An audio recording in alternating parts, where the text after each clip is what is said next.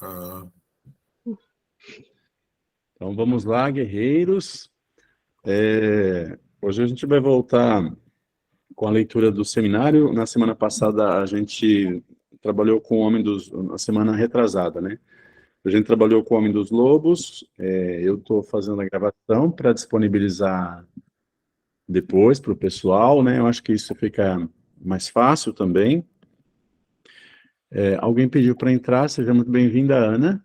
Olá. E quem quer começar a fazer a leitura? Ali a página, acho que é 55, né, Fer? isso. Do PDF e 62 no livrinho. O livrinho é... Oi, Elizabeth. Eu vou fazer o seguinte, eu começo e depois alguém continua, pode ser? Passamos assim? Aqueles que assistiram ao meu comentário do... Alguém quer relembrar um pouquinho sobre o que nós tratamos antes? Vocês recordam alguma coisa? A gente viu a questão da resistência na experiência analítica, viu um pouquinho de manejo que ele fala, falou também sobre a questão do sujeito se revelar... Deixa eu só adicionar a Camila aqui. Tem alguns trechos aqui destacados que é no movimento através do qual o sujeito se revela que aparece um fenômeno que é resistência. Quando essa resistência se torna muito forte, surge a transferência. Então, a gente falou um pouquinho sobre as questões de transferência, falou sobre a questão também do que significa a memória, falou muita coisa. É muita coisa em pouco texto, né? O Lacan condensa muita coisa. A diferença entre repressão e recalcamento. Verfunge, sim, sim, recalcamento, resistência, mas é muita coisa em pouquíssimas páginas, né? Ô, Natan. Pablo tá doente, tadinho? Pablo, nós lemos você ali, eu estimo melhoras, viu? Não precisa responder. Então, vamos continuar. Aqueles que assistiram ao meu comentário do Homem dos Lobos, já tão longínquo agora, há 1 ano e meio, eu gostaria de lembrar certos pontos particulares surpreendentes desse texto. No momento em que aborda a questão do complexo de castração no seu paciente, questão que ocupa uma função extremamente particular na estruturação desse sujeito, é isso que ele quer desse sujeito, Freud formula o problema seguinte: quando o temor da castração entra em questão nesse sujeito, aparecem sintomas que se situam no plano que chamamos comumente anal, porque são manifestações intestinais. Ora, todos esses sintomas nós os interpretamos no registro da concepção anal das relações sexuais. Consideramos que eles testemunham uma certa etapa da teoria infantil da sexualidade. Com que direito? Pelo fato mesmo de que a castração entrou em jogo, o sujeito não se revelou, não se elevou a um nível de estrutura genital. Qual é a explicação de Freud? Questões básicas. Quando o sujeito, diz Freud, tinha chegado a uma primeira maturação ou pré-maturação infantil e estava maduro para realizar, ao menos parcialmente, uma estruturação mais especificamente genital da relação dos seus pais, recusou a posição homossexual, que é a dele nessa relação. Não realizou a situação edipiana, recusou, rejeitou a palavra alemã Verfürcht. Como que lê esse, Scott? Como você leu, Verfürcht. É uma variação do Verfung lá? Do Verfung, que vai falar abaixo, né? É um verbo aí. Tudo que é do plano da realização genital. Voltou à sua verificação anterior dessa relação afetiva, retirou-se para as posições da teoria anal da sexualidade. Não é nem mesmo um recalque, no sentido em que um elemento que teria sido realizado num certo plano se encontraria posto de lado. Recalque, diz ele, aí ele dá a referência, é outra coisa. Alguém se aventura? Einverstandung. Enfim, uma série de palavras em alemão.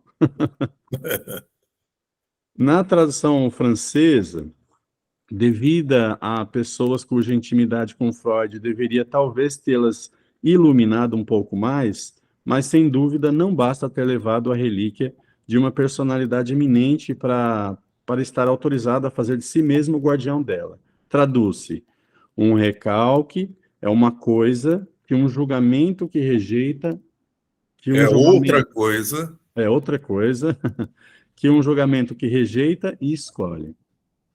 Por que traduzir Verwerfung assim? Convenho que é difícil, mas a língua francesa...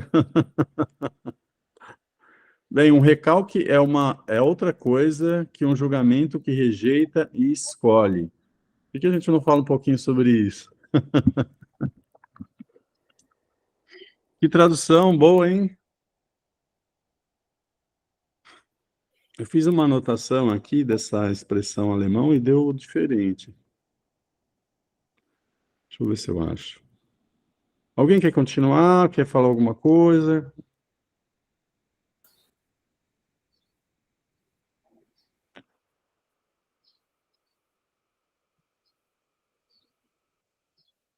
Cadê? Aqui.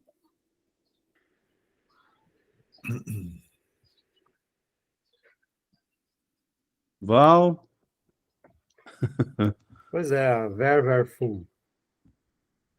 Aqui ele traduz por rejeição, né? Rejeição ou recusa, né? Sim. 2 seminários depois, no 3, então, ele vai propor traduzir o termo em alemão, que aparece aí, nesse caso, do Homem dos Lobos, por foraclusão. Então, ele começa a falar aqui do que depois foi considerado um erro diagnóstico do Freud, né? Embora o Freud faça algumas menções, no caso, o Homem dos Lobos, isso o Lacan vai comentar depois, tem um momento em que ele, o Homem dos Lobos, comenta que quando ele era criança, ele olhou para o dedinho e viu o dedinho decepado, né? E logo em seguida, o dedo estava lá de volta. Então, Lacan vai situar aí um fenômeno elementar da foraclusão, ou seja, uma alucinação no menino dos lobos, né? Bom, e depois tudo que soubemos do caso, né? Depois, inclusive, do tratamento com Freud, ele continuou com outros analistas. Então, aqui o Lacan ele começa a falar disso. Então, vejam, um recalque é outra coisa que não uma rejeição ou uma foraclusão. Ô, Val, a tradução daquele trechinho que eu tinha anotado, que está em alemão, fica mais fácil, que é um deslocamento é diferente de uma rejeição. O que está em alemão ali.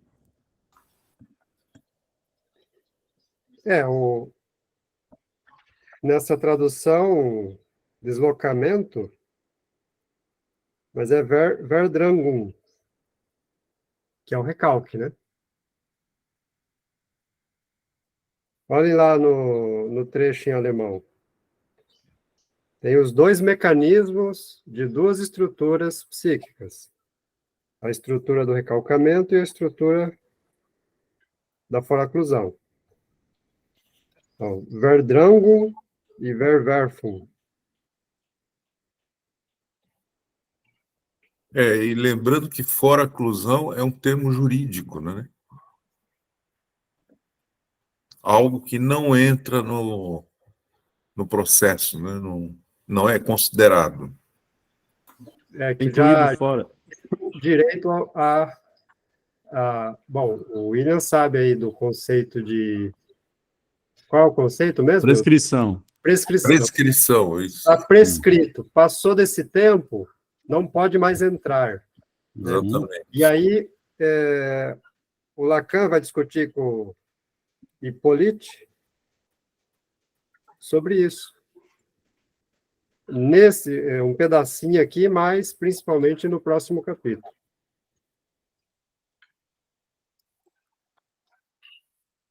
Continuamos? Então, obrigado, Val, pelas elucidações. E por que em alemão a Verbrandung, também que é recalcamento, ela pode ser entendida como deslocamento? Também existe a possibilidade dessa palavra.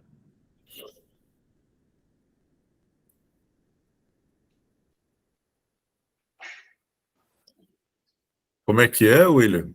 Porque aqui ele coloca a palavra Verbrandung, é fer, né? Mas ela representa o recalcamento, a estrutura do recalcamento, Sim. Val. E na tradução, quando a gente busca uma outra possibilidade para essa palavra, ele entende como deslocamento. É só uma questão para poder saber por que uma. Mas a gente pensa depois, não sei. Depende do dicionário. Foi o Google Foi. Tradutor, É. né? Ele, às vezes, ele faz algumas imprecisões. Se você colocar só a palavra, possivelmente ele não vai dar essa imprecisão.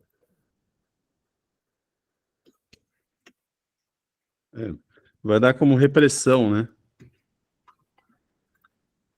Sim. Repressão.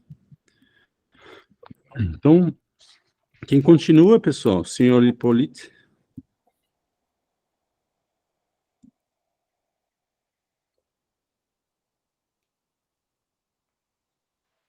Eu posso continuar, se vocês conseguem me ouvir bem. Consegue ouvir bem. Sim. Tá bom. Sim, rejeição, ou no caso, recusa. Por que introduzir, de repente, um julgamento aí dentro, a um nível em que em nenhum lugar há traço de Urteil? A. Weverfunk. 3 páginas adiante, na linha 11, após a elaboração das consequências dessa estrutura, Freud conclui dizendo: Kein Urteil over sem. É a primeira vez que Urteil. Ah, gente, desculpa, eu vou falar como eu estou lendo, tá? Melhor. É a primeira vez que Urteil vem a sua pena, para encerrar a passagem. Mas aqui não há. Nenhum julgamento foi feito sobre a existência do problema da castração. Aber etwas so. Mas as coisas estão aí. Als ob sie nicht. Como se elas não existissem. Essa palavrinha aí, Giovana, é julgamento, né? Geralmente, as palavras em alemão que ele traz, ele traduz no próprio comentário aqui. Ah, é? Então, é veredito ou julgamento. Tá. Urteio, né? Ah, tá. Tá bem. Essa articulação importante indica-nos que, na origem, para que o recalque seja possível, é preciso que exista um para além do recalque, algo de derradeiro, já constituído primitivamente um primeiro núcleo do recalcado, que não só não se revela, mas que, por não se formular, é literalmente como se não existisse. Sigo aí o que diz Freud. E, entretanto, em certo sentido, está em algum lugar porque Freud nos diz isso em toda parte. Ele é o centro de atração que chama para si todos os recalques ulteriores. Eu direi que é a essência mesma da descoberta freudiana. Para explicar como se produz um recalque de tal ou tal tipo, histérico ou obsessivo, não é necessário, afinal de contas, recorrer a uma predisposição inata. Freud admite isso, às vezes, como um grande quadro geral, mas nunca como um princípio. Leiam esse texto. O segundo artigo, em 1898, sobre as neuroses de defesa. As formas que toma o recalque são atraídas por esse primeiro núcleo, que Freud atribui então a uma certa experiência, a que chama a experiência original do trauma. Retomaremos mais tarde a questão do que quer dizer trauma, cuja noção deve ter sido relativizada, mas retenham que o núcleo primitivo é de um nível diferente dos avatares do recalque. É o fundo e o suporte deles. Na estrutura daquilo que acontece ao homem dos lobos, o Werwolf da realização da experiência genital é um momento inteiramente particular, que o próprio Freud diferencia de todos os outros. Coisa singular, o que ali está excluído da história do sujeito e que ele é incapaz de dizer, foi preciso, para dar cabo disto, ou o coço de Freud. Ou a coço de Freud, desculpa. É somente então que a experiência repetida do sonho infantil tomou o seu sentido e permitiu, não o revivido, mas a reconstrução direta da história do sujeito. Gente, desculpa a minha ignorância, o que é acosso? É uma forma de apremiar o sujeito, pressionar. Obrigada. Acho que dá para fazer uma pausa aí, gente, porque aí ele vai entrar em outro aspecto, que é a interpretação dos sonhos. Ele está falando do recalque originário aí, né?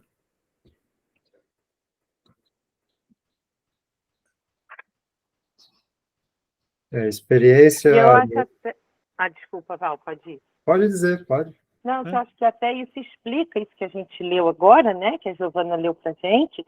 Essa frase que está no finalzinho da 62, um recalque é outra coisa que um julgamento que rejeita e escolhe, né?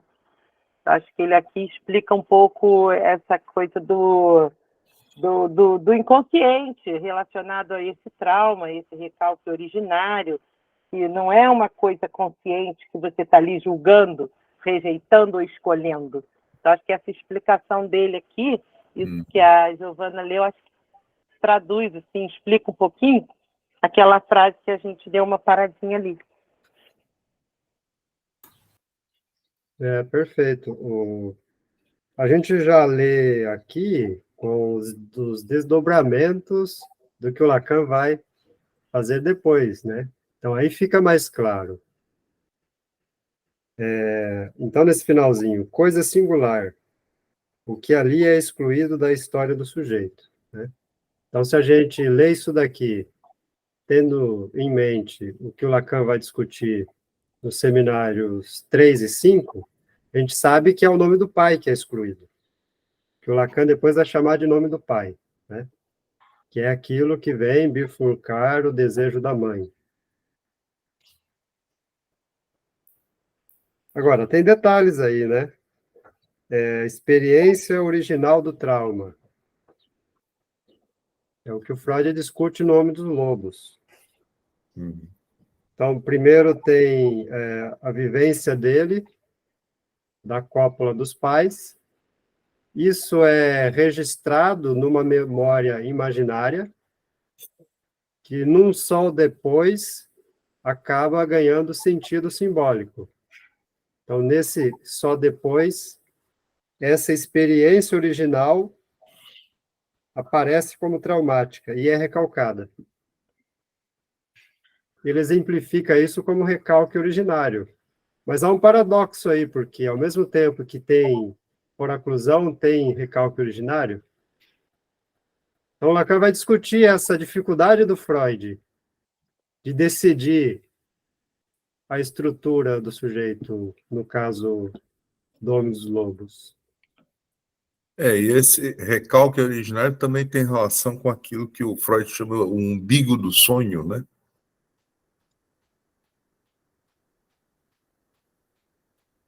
Tem um parágrafo aqui que eu marquei ele todo. E aí, quando o Val estava lendo, eu estava pensando nesse parágrafo. Estava lendo, não, estava falando, eu pensei nesse parágrafo, que diz assim, para mim é no final da 63. As formas que tomam o recalque são atraídas por esse primeiro núcleo, que Freud atribui, então, a uma certa experiência que chama a experiência original do trauma. Retomaremos mais tarde a questão do que quer dizer trauma, cuja noção deve ter sido relativizada, mas retenham que o núcleo primitivo é de um nível diferente dos avatares do recalque. E essa última frase eu acho fantástica. É o fundo e o suporte deles. Então, eu acabei marcando esse parágrafo todo porque eu achei ele muito bom quando ele fala desse trauma como o fundo e o suporte deles. Pois é, interessante, né? No caso do sujeito se constituir por meio do recalque originário. Então, por meio desse mecanismo, a gente teria duas possibilidades de estrutura. Estrutura do recalcamento e estrutura da renegação, né? Em outros termos, neurose e perversão. Nessas duas estruturas, há recalque originário. Na estrutura onde não advém esse recalque originário, a gente define como foraclusão, que vai derivar numa possível psicose. Aqui os termos ainda são freudianos, né? É difícil ver isso que depois o Lacan vai teorizar melhor. Mas a gente já consegue fazer essa homologia. Interessante mesmo, né? Esse núcleo de experiência original traumática, ele diz, é fundo e suporte deles, dos recalques. Mas quando não há o recalque originário, o que acontece com o sujeito que se estrutura pela foraclusão desse significante primordial que é o nome do pai?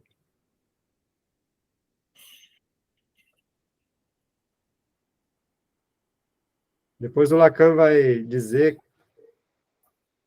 usando um conceito de uma psicanalista, vai dizer que o sujeito ele entra na vida como ser. Então, o conceito de como ser, né? Então, ele vai viver a sua vida como se fosse da estrutura do recalcamento. Uma espécie de imitação.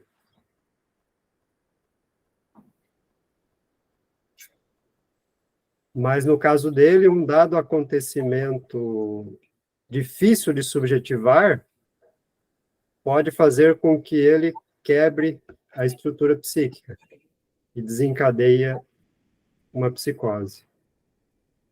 Como foi o caso do presidente Schreiber, né? Ele desencadeia a psicose quando ele é nomeado a presidente da Corte Suprema do país. Então, um acontecimento difícil de subjetivar, né? Ocupar uma posição de autoridade muito importante na sociedade. Ele não dá conta de ocupar essa posição. E aí ele quebra o aparelho psíquico e desencadeia, então, processos de alucinações, e depois ele vai desenvolvendo um delírio para sair da psicose.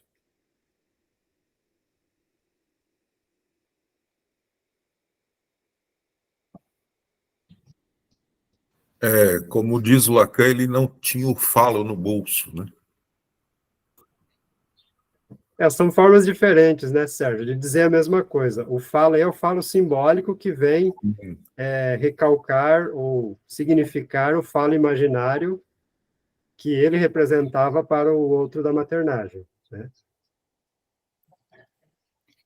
Mas, Valdir, assim, já existia uma predisposição, algo que pudesse, diante de algo que colocasse ele, né, num posicionamento muito difícil, aconteceu isso? Já existia algo anteriormente? O que você diria? Que sim? É disso que a gente está falando aqui. No processo de se constituir sujeito, que o Freud chamou de complexo de Édipo, algo não adveio para ele. O que não adveio? Esse significante que o Lacan chamou de significante em nome do pai, ou o falo simbólico, como lembrou o Sérgio, né? Uhum. Sim.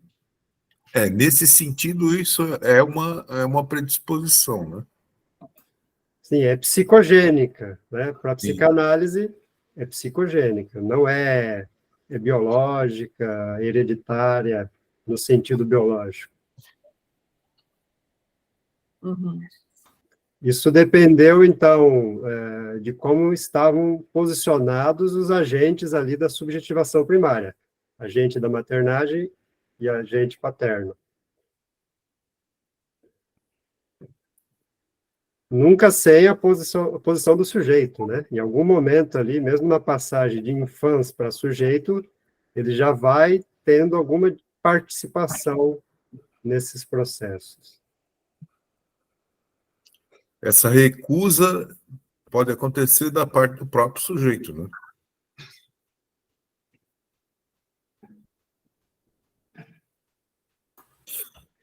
Talvez para ficar mais claro, a gente tem que entender dizer que nas três estruturas há um elemento que é negado nesse momento da Constituição. Agora, são três formas diferentes de negar o mesmo elemento. Então, na estrutura do recalcamento, esse elemento negado é negado pelo recalcamento. Na perversão ou na renegação, esse elemento negado é negado pelo desmentido ou renegação, né? E na foraclusão, ele é negado pelo mecanismo da foraclusão. Teríamos que entender melhor, né, cada um dos três. Mas o essencial aqui, sobre a foraclusão, é entender que esse elemento ele é incluído fora. Isso quer dizer foraclusão. Ele não é incluído dentro. Porque as duas estruturas onde advieram o recalque originário, o que é negado permanece no simbólico. Então, nos sujeitos do recalque, o que é negado permanece no simbólico e retorna no próprio simbólico. As formações do inconsciente. Sintomas, xistes, atos falhos, sonhos, né? No caso do sujeito da renegação, retorna no simbólico também. O exemplo principal é o fetiche. No caso da foraclusão, o Lacan diz, não retorna no simbólico, retorna no real. Aí são alucinações, né, principalmente. Porque o delírio já é uma saída da psicose. É uma tentativa de elaboração da psicose. De elaboração, de cura, né?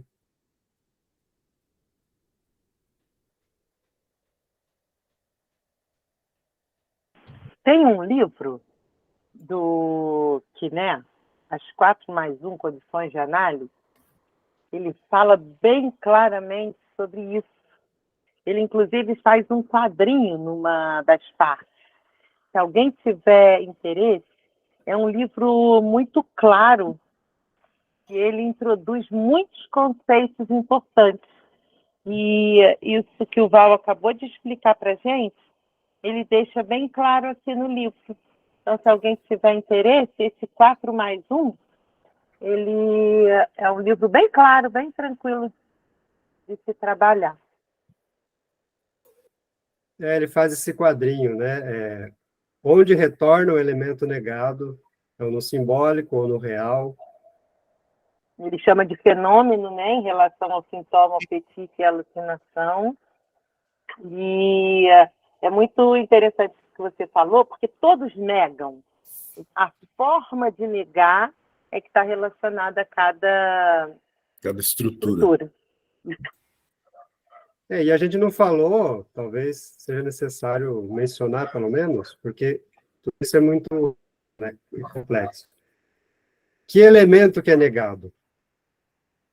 É negado o significante da completude, que adveio lá no tempo do narcisismo. Então, no primeiro momento, o Édipo tem 3 tempos, né? O Lacan vai teorizar isso bem a partir de Freud. O primeiro tempo é o da constituição do narcisismo. Nesse tempo, o infante se vê completado pelo outro e ele também completa o outro. Nesse tempo, elabora-se um primeiro significante, mas ainda no imaginário. Então, é um significante da completude. É isso justamente que é negado nas três estruturas. Só que é negado de modos diferentes. São 3 modos de negar esse elemento da completude. Né? Então, de novo, no recalcamento, ele é negado e permanece no simbólico e retorna. Só que ele retorna e já sai de novo. O Lacan depois vai chamar isso de S1, né, como significante mestre, que passa pela cadeia significante para movimentá-la. É isso que a análise visa potencializar. Então, as formações do inconsciente, elas aparecem, são S1s, que colocam a cadeia em movimento. É por intermédio dessas aparições e pela elaboração simbólica em análise que a melhora se dá. Os sintomas são decifrados, etc. Na estrutura da renegação, também traduzível, né, esse termo, por desmentido, esse elemento ele é renegado. O que quer dizer?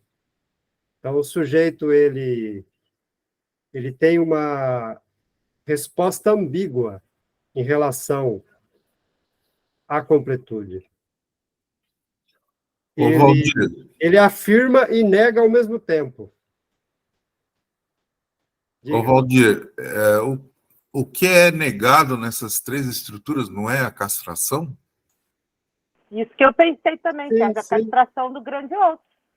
Sim. Né? Também pensei isso. São formas diferentes de fazer essa negação, né? De lidar com essa castração. Né? Estratégias diferentes, vamos dizer assim. A castração diz respeito à completude, né? Sim. Nesse sentido, sim.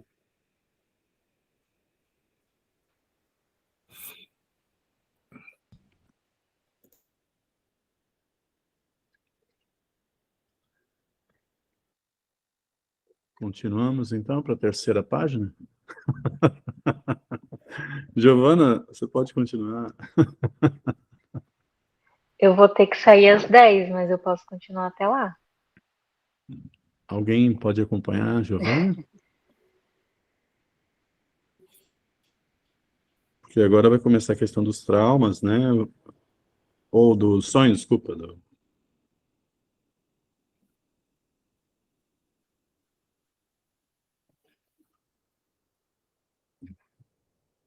Eu posso ler um pouquinho, então. Vamos lá. Suspendo por um momento o tema do Homem dos Lobos para tomar as coisas por uma outra ponta. Tomemos a interpretação dos sonhos, capítulo 7, consagrado aos processos do sonho. Essa palavra aí, depois de processo dos sonhos, quer dizer processo dos sonhos. Freud começa resumindo o que se depreende de tudo que elaborou ao longo do seu livro. A quinta parte do capítulo começa por esta frase magnífica: é bem difícil restituir pela descrição de uma sucessão, porque ele reelabora mais uma vez tudo que já explicou sobre o sonho. Então, é bem difícil restituir pela descrição de uma sucessão a simultaneidade de um processo complicado e, ao mesmo tempo, parecer abordar cada nova exposição sem ideia pré-concebida. Essa frase indica bem as dificuldades mesmas que tenho aqui, também eu, a retomar incessantemente esse problema que está sempre presente na nossa experiência, porque é preciso, sob formas diversas, chegar a criá-lo a cada vez sob um novo ângulo. Freud explica-nos que é preciso rever a cada vez o inocente.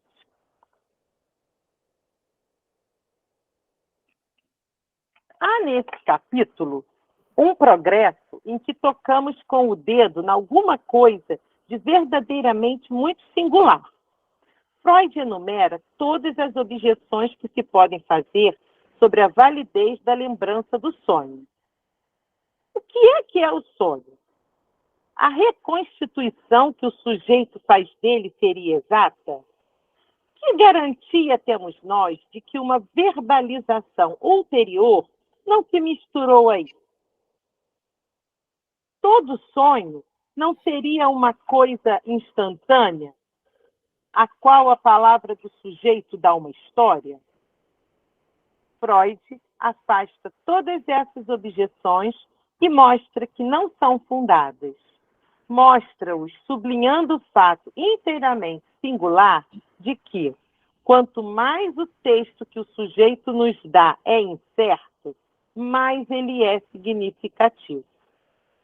É na dúvida mesma que o sujeito manifesta sobre certas partes do sonho, que ele, Freud, que o escuta, que o espera, que está lá para revelar o seu sentido. Então, é na dúvida mesmo que o sujeito manifesta sobre certas partes do sonho que Freud reconhece justamente o que é importante.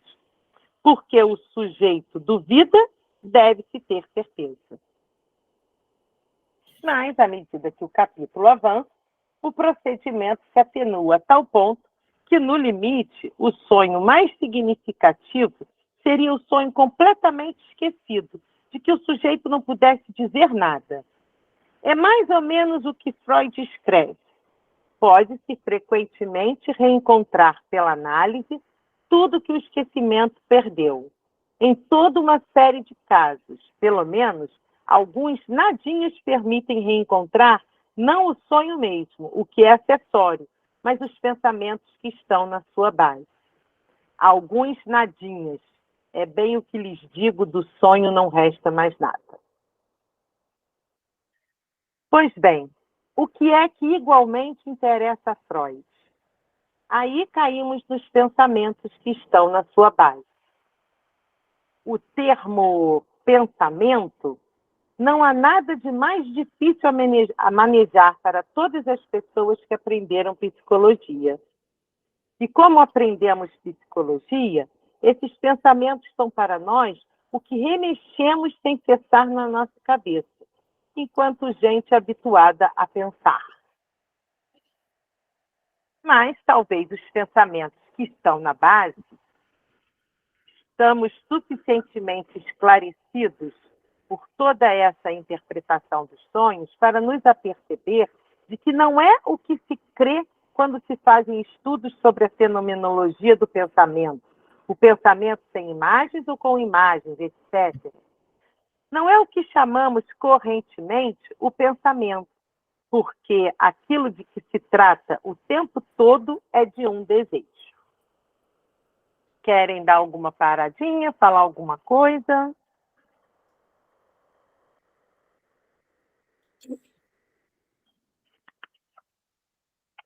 Vou seguir, então, aqui o próximo parágrafo, ele vai falar um pouquinho disso. Deus sabe que esse desejo, nós aprendemos ao longo da nossa pesquisa a nos aperceber de que ele corre como um anel que vemos desaparecer e reaparecer num jogo de passo a passo. Afinal de contas, ainda não sabemos se deve ser situado ao lado do inconsciente ou do lado inconsciente. E desejo de quem? E de que fala sobretudo? Freud ilustra o que ele quer dizer com um exemplo numa pequena nota que tira da introdução à psicanálise. Uma doente, ao mesmo tempo cética e muito interessada por ele, Freud, lhe conta um sonho bastante longo, durante o qual, diz ela, certas pessoas lhe falam do livro sobre o Vic, e falam bem do livro. Tudo isso parece não trazer nada. Trata-se em seguida de outra coisa, e tudo que resta do sonho é isto, canal. Talvez um outro livro onde haja esta palavra, algo em que se trata de canal, ela não sabe, é inteiramente obscuro. Resta, pois, canal, e não se sabe a que isso se relaciona, nem de onde vem, nem aonde vai. Bem, é isso que é mais interessante, diz ele. Isso que não é senão um fragmentozinho com uma aura de incerteza em volta. E o que é que isso dá? No dia seguinte, não no mesmo dia, ela conta que tem uma ideia que se liga a canal. É precisamente um trocadilho, uma travessia do V a Calais, acho que é assim, um inglês e um francês. Ao longo da conversa, o inglês cita a célebre frase: do sublime ao ridículo, não há mais do que um passo.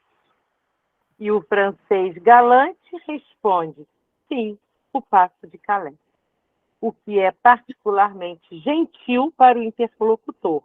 Ora, o passo de Calais é o Canal da Mancha. Reencontramos, pois, o canal e, ao mesmo tempo, o quê? Prestem atenção, porque isso tem a mesma função que o surgimento da presença no momento das resistências. A doente cética discutiu longamente antes o mérito da teoria de Freud sobre o trocadilho. Após sua discussão, no momento em que o seu discurso hesita e não sabe mais aonde ir, aparece exatamente o mesmo fenômeno, como dizia outro dia Manoni, que me pareceu muito feliz, porque falava enquanto parteiro. A resistência se apresenta pelo ângulo transferencial. Do sublime ao ridículo, não há mais do que um passo. Está aí o ponto em que o sonho se liga ao auditor, porque isso é para Freud. Assim, canal não era grande coisa, mas após as associações é indiscutível. Quem pode ler os outros exemplos, eu quero falar disso. Eu só queria apontar aí essa questão que ele comenta antes e depois dá o exemplo, de que é um processo da formação do sonho, né? Deslocar algo importante para um aspecto banal no conteúdo da formação do sonho. Então, aquilo que na historinha, no manifesto do sonho, parece importante, não é tão importante. E aquele detalhezinho que no relato aparece ali sem importância, é que é o importante.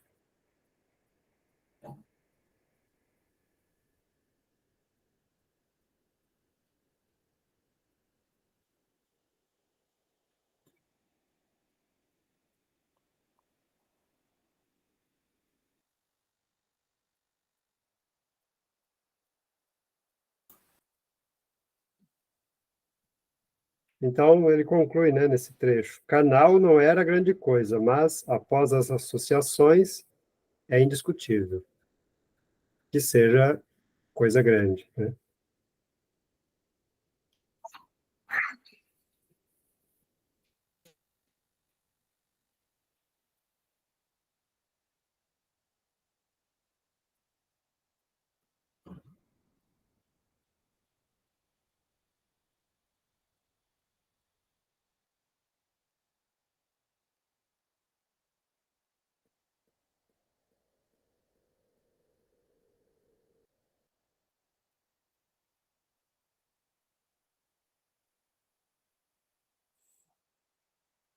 Quem pode continuar lendo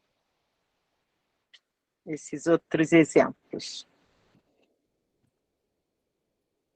Eu posso ler. Então, gostaria de tomar outros exemplos. Deus sabe o quanto Freud é sensível no seu agrupamento dos fatos. E não é por acaso que as coisas vêm reunir-se em certos capítulos. Por exemplo, acontece no sonho, no momento em que ele toma certa orientação, fenômenos que são muito especialmente de ordem linguística.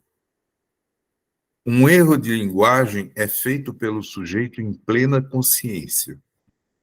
O sujeito sabe no sonho que é um erro de linguagem, porque uma personagem intervém, então, para corrigi-lo. Num ponto crítico, há, pois, ali uma adaptação que se realiza mal e cuja função se desdobra sobre os nossos olhos. Mas deixemos isso de lado por enquanto. Tomemos ainda, eu escolhi esta manhã, um pouco ao acaso, esse exemplo célebre de Freud, que Freud publicou desde 1898, no seu primeiro capítulo da Psicopatologia da Vida Cotidiana.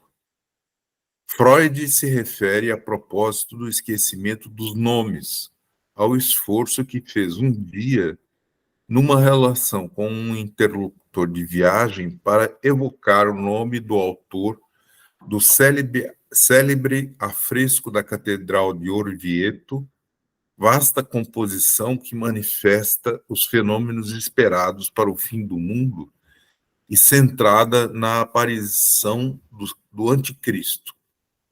O autor desse afresco é Signorelli, e Freud não chega a reencontrar o nome dele. Vêm outros. É isso, não é isso? Botticelli, Boltraffio, não chega a reencontrar Signorelli. Consegue, enfim, graças a um procedimento analítico. Porque esse pequeno fenômeno não surge do nada, está inserido no texto de uma conversa. Naquele momento, eles vão de Raguz para o interior da Dalmácia e estão quase no limite do Império Austríaco, em Bósnia-Herzegovina. Essa palavra, Bósnia, dá lugar a um certo número de anedotas. Herzegovina também. Depois vem algumas observações sobre uma disposição particularmente simpática da clientela muçulmana, que é numa certa expectativa primitiva e que testemunha aqui uma extraordinária decência. Quando o médico dá uma notícia muito má, que a doença é incurável, o interlocutor de Freud parece com efeito ser um médico que tem uma prática nessa região. Essas pessoas deixaram manifestar-se algum sentimento de hostilidade em relação a ele. Além disso, imediatamente em seguida se endereçam a ele dizendo: se tivesse havido algo a fazer, o senhor faria certamente. O senhor teria certamente sido capaz de fazê-lo. Então, pois em presença de um fato que é preciso aceitar, donde a sua atitude comedida, cortês, respeitosa em relação ao médico chamado Herr, em alemão. Tudo isso forma o fundo sobre o qual parece se estabelecer a sequência da conversa, pontuada do esquecimento significativo que coloca o seu problema para Freud. Freud indica que tomava parte na conversa, mas que a partir de certo momento sua atenção foi dirigida para outro lugar durante o tempo mesmo em que falava, pensava noutra coisa. Aqui o conduzia essa história médica. Por um lado, voltava-lhe a ideia do valor que dão os pacientes, especialmente islâmicos, a tudo que é da ordem das funções sexuais. Literalmente, um paciente que o tinha consultado por perturbações da potência sexual lhe havia dito: se não se tem mais isso, a vida não vale mais a pena de ser vivida. Por outro lado, ele se lembrava de ter sabido, num dos lugares em que tinha feito uma estada, da morte de um dos seus pacientes, de quem tinha cuidado durante muito tempo, coisa que não se fica sabendo, diz ele, sem um certo abalo. Não quisera exprimir esses pensamentos concernentes à valorização dos processos sexuais, porque não estava muito seguro do seu interlocutor. E, além disso, não tinha parado de bom grado o seu pensamento a respeito da morte desse doente. Mas, pensando nisso tudo, havia retirado a sua atenção daquilo que estava começando a dizer. Freud faz no seu texto um quadrinho muito bonito. Dirijam-se à edição Imago, onde escreve todos os nomes. Botticelli, Boltraffio, Herzegovina, Signorelli. E embaixo os pensamentos recalcados, o som H e a sua questão. O resultado é o que ficou. A palavra senhor, trazida pelo H, daqueles muçulmanos tão polidos. Tráfio foi trazido pelo fato de que tinha recebido lá o choque da má notícia concernente ao seu paciente. O que pôde reencontrar no momento em que seu discurso procurava o autor do afresco de Orvieto é o que estava disponível, depois que um certo número de elementos radicais tinha sido trazido pelo que chama o recalcado, isto é, as ideias concernentes às histórias sexuais dos muçulmanos e o tema da morte. O que é que isso quer dizer? O recalcado não estava tão recalcado assim, porque se não falou dele ao seu companheiro de viagem, ele o dá para nós, logo em seguida no seu texto. Mas tudo se passa com efeito como se essas palavras, pode-se falar de palavras, mesmo que esses vocábulos são partes de palavras, porque eles têm uma vida de palavras individuais. Fossem a parte do discurso que, na verdade, Freud tinha de sustentar para o seu interlocutor. Ele não o disse, embora tenha começado. É isso que o interessava, é isso que estava pronto a dizer. E por não ter dito, ficaram-lhe na sequência da sua conexão com esse interlocutor restos, pedaços, sobras dessa palavra. Vocês não veem aí o quanto esse fenômeno que se passa ao nível da realidade é complementar do que se passa no nível do sonho? Aquilo a que assistimos é a emergência de uma palavra verídica. Deus sabe quão longe ela pode ressoar, essa palavra verídica. De que é que se trata, senão do absoluto, a saber, da morte, que ali está presente e a qual Freud nos diz que preferiu, e não simplesmente por causa do seu interlocutor, não se afrontar muito. Deus sabe também que o problema da morte é vivido pelo médico como um problema de domínio. Ora, o médico, no caso Freud, como o outro, perdeu. É sempre assim que sentimos a perda do doente, sobretudo quando tratamos dele por muito tempo. O que é que decapita, pois, o Signorelli? Tudo se concentra com efeito em torno da primeira parte desse nome e da sua ressonância semântica.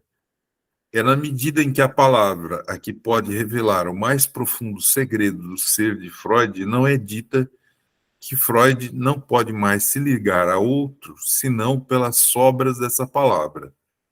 Só ficam os restos. O fenômeno do esquecimento está aí literalmente manifestado pela degradação da palavra na sua relação com o outro. Ora, eis onde eu queria chegar através de todos esses exemplos. É na medida em que a confissão do ser não chega ao seu termo que a palavra se lança inteiramente na vertente em que ela se agarra ao outro.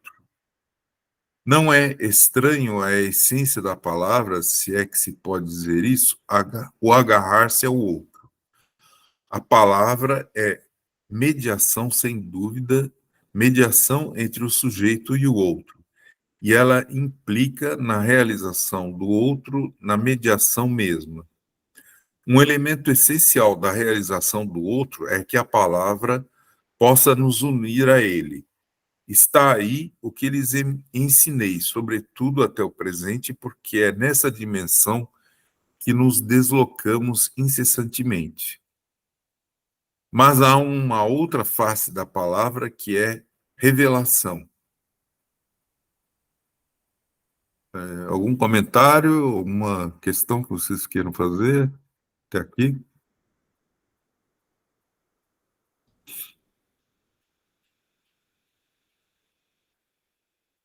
Porque ele vai trabalhando a questão do processo de expansão, mas depois elabora melhor, né? Mas é muito, muito bacana, né? Muito interessante. E muito claro, né? Lacan sendo claro. Sim. Momentos raros.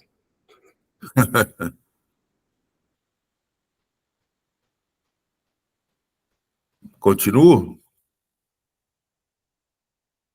Mas há uma outra face da palavra que é revelação. Revelação e não expressão. O inconsciente só se expressa por deformação. Entstellung, distorção, transposição. Escrevi neste verão função e campo da palavra e da linguagem. Eu estava justamente, Sérgio, pensando nesse escrito quando ele estava falando, né? Que é o que ele aborda lá. Pensando nesse escrito, função em campo. É tá. bem isso mesmo. Uhum.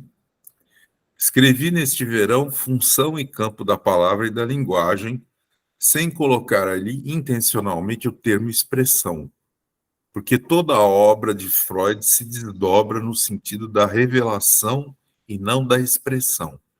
A revelação é o móvel último daquilo que procuramos na experiência analítica. A resistência se produz no momento em que a palavra de revelação não se diz, em que, como Streba o escreve muito curiosamente no fim de um artigo execrável, mas tão cândido, e que centra toda a experiência analítica em torno do desdobramento do ego, que uma metade deve vir em nosso auxílio contra a outra, em que o sujeito não tem mais saída.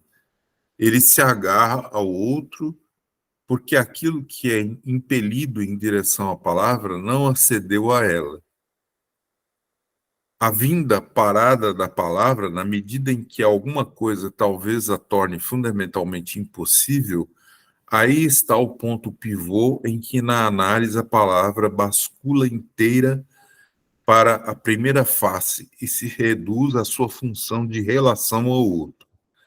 Se a palavra funciona, então, como mediação, é por não se ter realizado como revelação. Interessante isso, né? Se a palavra funciona, então, como mediação, é por não se ter realizado como revelação. A questão é sempre saber em que nível se produz o agarramento do outro. É preciso estar tão imbecilizado quanto se pode estar, por certa maneira, de teorizar, de dogmatizar e de se arregimentar na técnica analítica para nos ter dito um dia que uma das condições prévias do tratamento analítico era o quê? Que o sujeito tem uma certa realização do outro como tal. Claro, espertalhão. Mas trata-se de saber a que nível esse outro é realizado e como, em que função, em que círculo da sua subjetividade, a que distância se encontra esse outro. Aí é o Lacan nem um pouco polido, né? Chamou de imbecil o psicanalista aí. Sim. Psicólogo do ego. Ao longo da experiência analítica, essa distância varia sem cessar. Besteira pretender considerá-la como um certo estado do sujeito. É o mesmo espírito que faz o Sr. Piaget falar da noção egocêntrica do mundo da criança, como se os adultos tivessem o que ensinar sobre isso à molecada. E eu gostaria muito de saber, nas balanças do eterno, o que é que pesa como a melhor apreensão do outro a que pode ter o Sr. Piaget na sua posição de professor e na sua idade ou a que tem uma criança. Essa criança nós a vemos prodigiosamente aberta a tudo que o adulto lhe traz no sentido do mundo.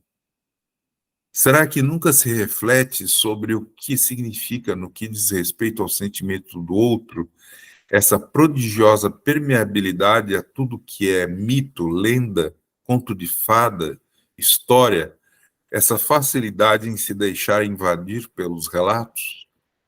Acredita-se que é compatível com os pequenos jogos de cubos, graças aos quais o Sr. Piaget nos mostra que a criança acede a um conhecimento copernicano do mundo?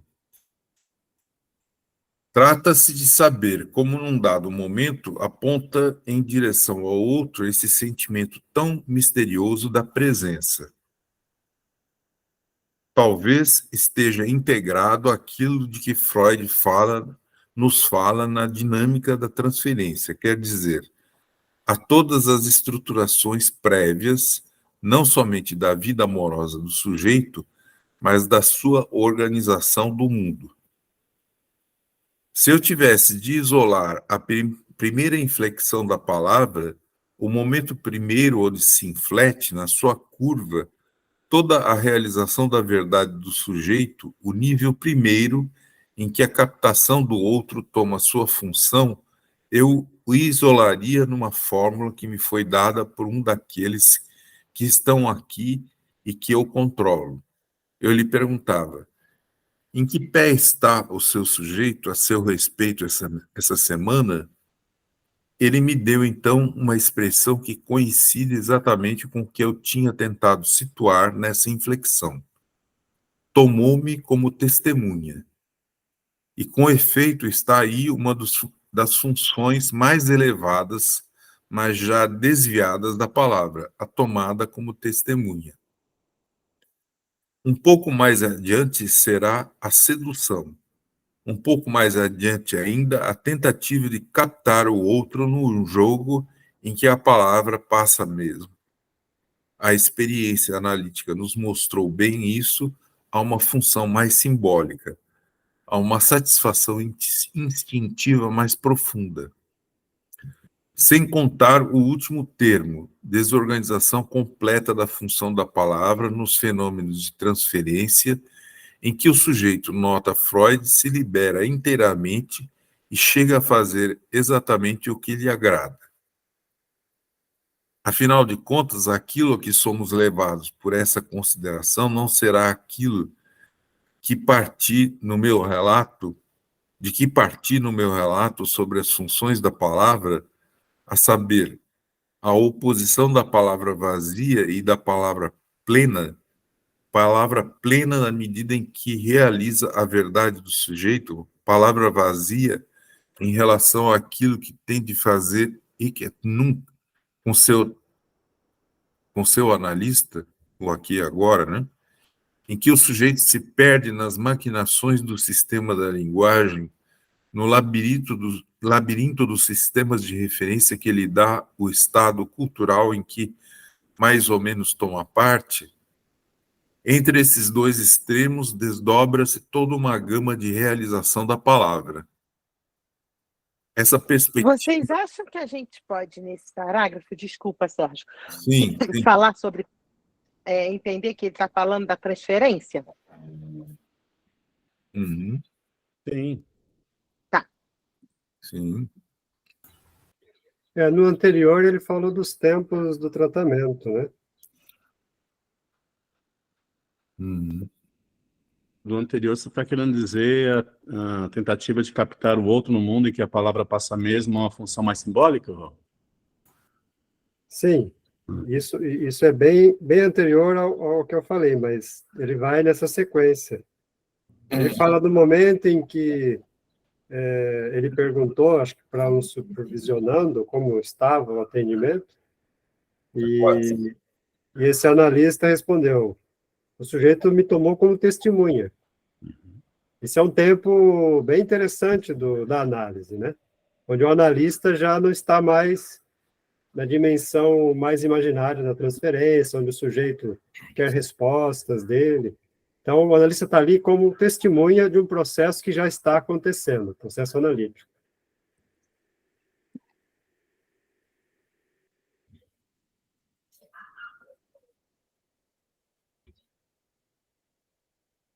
E palavra plena e vazia?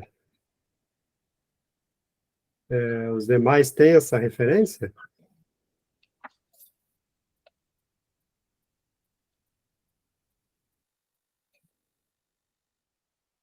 Desculpa, o que você perguntou? Acho que eu não entendi a pergunta. Se vocês sabem desse conceito que o Lacan trabalhou durante um tempo, a antinomia, né, entre palavra plena e palavra vazia. Em que parágrafo, Val? Nesse mesmo que eu falei da transferência. Isso, não, Val, eu acho que eu não tinha pensado nisso, não. Se você puder falar alguma coisa. Nesse tempo aí que o Lacan se dedica mais ao simbólico, né? Ele citou aí o São e Campo da Palavra, é um texto importante dele, desse tempo. Ele vai diferenciar no processo analítico, na fala do sujeito, né? O que é palavra vazia. Então, é aquele blá, blá, blá, o sujeito, nada se revela ali, ele estava falando de revelação antes. Só que, nesse blá, blá, blá, de repente aparece um blé. Essa é a palavra plena. Plena, né? Palavra vazia e palavra plena também serão sinônimos, respectivamente, de enunciado e enunciação. Então, o enunciado é aquilo que vamos falando, parece que não tem importância, de repente tem uma formação do inconsciente ali. É a enunciação. Então, palavra plena e palavra vazia, é assim que ele teoriza nesse tempo aí, essa teoria dele. Obrigada, Paulo.